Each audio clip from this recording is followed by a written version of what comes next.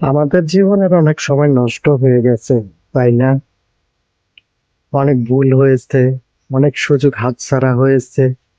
কিন্তু সেই বয়ে যাওয়া সময় নিয়ে আজ ভেবে আর কি হবে? অতীতকে আমরা বদলাতে পারবো না, তাই না?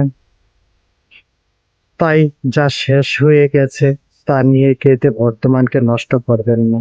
বুদ্ধিমানের কাজ হলো সামনে যা আসছে তাকে সুন্দরভাবে গ্রহণ করা, খেয়াল রাখা যাতে পুরোনো ভুলের পুনরাবৃত্তি আর না হয়। অনেকে মনে করেন জীবন বোঝানোর জন্য হয়তো অনেক বয়স কম হতে হয় বা অনেক যোগ্যতা থাকতে হয়, কিন্তু বিশ্বাস করুন, জীবন নতুন করে সাজানোর জন্য কোনো নির্দিষ্ট বয়সের প্রয়োজন হয় না। আজ এই মুহূর্ত থেকেই আপনি শুরু করতে পারেন, শুধু আপনার প্রবল ইচ্ছা শক্তিটুকু দিয়েই।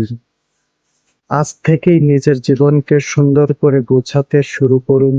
আপনি পারবেন। আপনার জেদ আর সৎ ইচ্ছা থাকলে যেকোনো বয়স থেকেই ইতিহাস তৈরি করা যায়।